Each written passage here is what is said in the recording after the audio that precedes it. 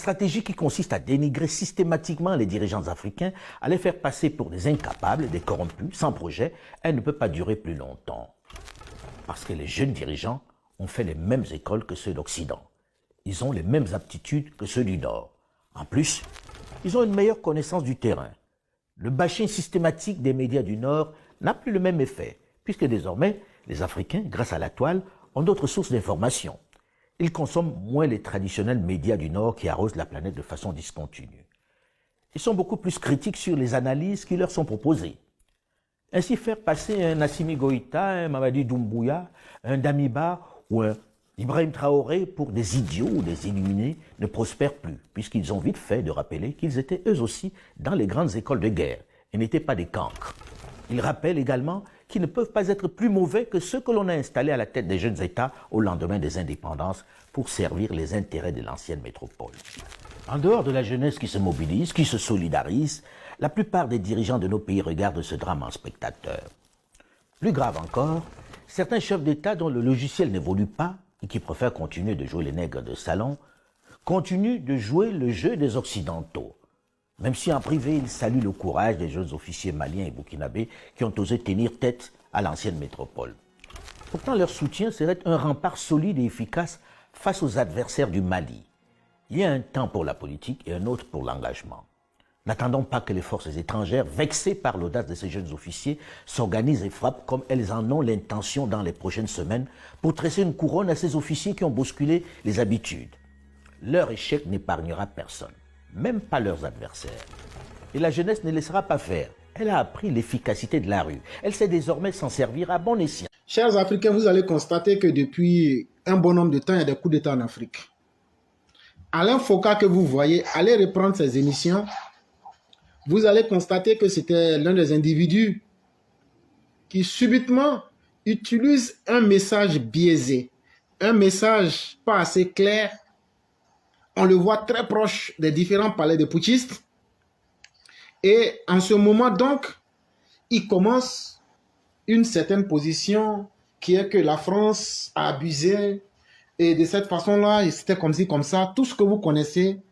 Et est-ce que cela ne justifiait pas les coups d'État?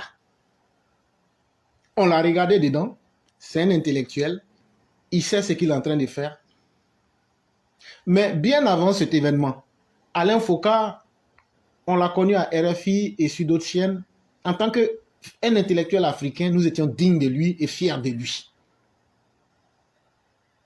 Il faisait partie des personnes qui critiquaient Alassane Ouattara pour dire non, les présidents doivent respecter les 2 mandats, etc., etc., ceci, cela. L'homme Alain Foka vient de se mettre dans des postures qui sont diamétralement opposées les unes des autres. Aujourd'hui, nous vous parlons le 5 septembre 2023. Là. Alain Foka fait partie aujourd'hui des gens qui disent non, si les gens travaillent déjà, c'est bon parce qu'ils font le développement. Alassane Ouattara, qu'ils critiquaient sans dire, aujourd'hui, ils disent que c'est bien. Et que les... Mais pourquoi il le dit? Mais nous ne sommes pas des idiots. Alain Foka, comme je l'ai dit, en bon Camerounais, s'est fait corrompre dans les palais de Conakry, s'est fait corrompre dans les palais de Koulouba, s'est fait corrompre dans les palais du Niger, s'est fait corrompre dans les palais en Centrafrique. Et aujourd'hui, il nous sort un autre discours pour nous dire non, non, non, si la personne travaille, c'est bien. Pourquoi il le dit? Parce que ces putschistes-là ne veulent pas quitter le pouvoir. Et il utilise sa position, le respect et la notoriété qu'il avait pour essayer de faire de la subversion dans les consciences. Mais nous, on ne va pas laisser Alain Foka évoluer facilement comme ça. De la même manière que lui, il a confiance en sa capacité intellectuelle, nous, on ne doute pas un seul instant de nos propres capacités.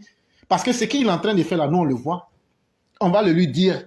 Et dire à ce monsieur-là, s'il est sûr de son fait, il peut nous inviter, ou nous l'invitons, à avoir un débat intellectuel devant tout le monde, pour qu'il nous dise comment est-ce qu'il est si facile pour lui de changer d'une idée à une autre sans jamais s'expliquer. Qu'est-ce qui fait qu'aujourd'hui Alain Foka trouve que les présidents africains qui travaillent peuvent rester? Alors que hier, il s'opposait à ça. Il y a forcément quelque chose qui a changé. Parce que soit ce sont les situations qui ont changé, ou bien c'est lui, Alain Foka, qui a changé. Mais de toute façon, quelque chose a changé. Et ce quelque chose qui a changé là, il va falloir que par honnêteté intellectuelle, on puisse venir le dire aux Africains. Si hier, je n'étais pas pour des présidents qui restaient pendant longtemps, parce qu'il y a beaucoup de non-dits dans cette histoire-là.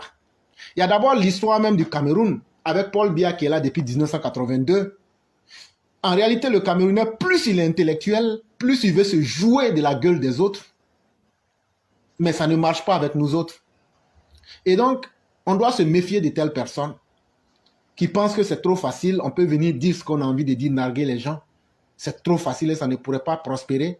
Et il faut faire attention à ces soi-disant intellectuels qui, une fois passés dans des palais de Toudi, une fois passés dans les palais de Koulouba, une fois passés à Sékou Touréa, une fois passés dans les palais du Niger et de certains pays africains, changent de discours mais n'ont pas le courage de s'assumer. Moi, je le dis clairement, Alain Foka est devenu un mercenaire intellectuel qui ne veut pas s'assumer. Et il est en train de faire de la subversion pour supporter les terroristes et les États proto-djihadistes qui font des coups d'État pour se maintenir à la tête de leur pays. Ayant donc pris de l'argent avec ces personnes-là, il est obligé d'adapter son discours en tenant compte de certaines valeurs sur le terrain pour essayer de faire de la fausse comparaison. Ceux qui sont en train de soutenir ces putschistes, ces proto-djihadistes, ne sont pas venus à travers des élections. Parce que de la même manière que certains les aiment, dans les mêmes populations de ces mêmes pays-là, certains aussi ne les aiment pas. Et ça, pour savoir si on les aime ou pas, il faut des élections. Et venir dire comme Alassane Ouattara travaille, il peut rester. Et donc, par forme de parallélisme, donc ceux aussi qui sont au pouvoir peuvent rester. Ce n'est pas juste. Et ce n'est pas la marque d'un intellectuel. Il y a au moins une démarche, il y a une méthode intellectuelle à qui tout le monde doit obéir. Et donc, je vais m'arrêter là.